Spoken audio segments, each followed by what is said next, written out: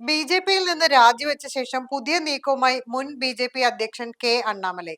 പുതിയ രാഷ്ട്രീയ മൂവ്മെന്റ് തുടങ്ങുന്നുവെന്ന വാർത്ത അദ്ദേഹം ഇപ്പോൾ സ്ഥിരീകരിച്ചിരിക്കുകയാണ്. കഴിഞ്ഞ ദിവസങ്ങളിൽ ഡൽഹിയിൽ നടന്ന ചർച്ചകൾക്കൊടുവിലാണ് പ്രഖ്യാപനം. www.we-the-leader.org എന്ന വെബ്സൈറ്റിൽ വോളണ്ടിയറായി രജിസ്റ്റർ ചെയ്ത് മൂവ്മെന്റിന്റെ ഭാഗമാകാം. രാഷ്ട്രീയ നിലപാടുകളും എത്തിക്സും പഠിപ്പിക്കാൻ APJ Abdul Kalam centre for politics കോയമ്പത്തൂരിൽ ആരംഭിക്കുമെന്നും അണ്ണാമലൈ വ്യക്തമാക്കി. തമിഴ്നാടിന് ചേരുന്ന വിധത്തിലുള്ള രാഷ്ട്രീയമാണ് രൂപപ്പെടുത്തുന്നതെന്ന് അണ്ണാമലൈ പറഞ്ഞു. അടുത്ത നിയമസഭാ തെരഞ്ഞെടുപ്പിൽ മത്സരിക്കാനാണ് തീരുമാനം.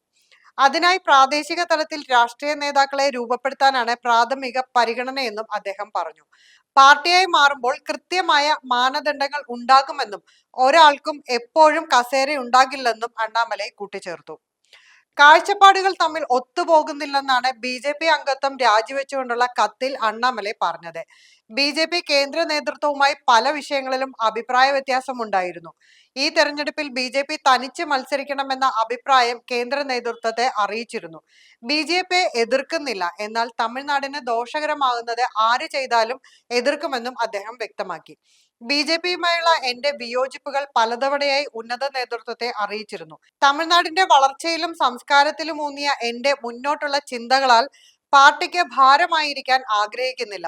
തമിഴ്നാടിനെ സംബന്ധിച്ചുള്ള കാഴ്ചപ്പാടുകൾ ഒത്തുപോകുന്നതല്ലെന്ന് മുതിർന്ന നേതാക്കളുമായുള്ള ചർച്ചയ്ക്ക് ശേഷം എനിക്ക് മനസ്സിലായി എന്നും രാജിക്കത്തിൽ അണ്ണാമലൈ പറയുന്നു. 2020-ലാണ് IPS ഓഫീസറായിരുന്ന അണ്ണാമലൈ ജോലി രാജിവെച്ച് ബി.ജെ.പിയിൽ ചേർന്നത്. തുടർന്ന് ഏതാനും ആഴ്ചക്കുള്ളിൽ ഇദ്ദേഹത്തെ ബി.ജെ.പി സംസ്ഥാന വൈസ് പ്രസിഡന്റാക്കി. തൊട്ടടുത്ത വർഷം ബി.ജെ.പി സംസ്ഥാന പ്രസിഡന്റായി.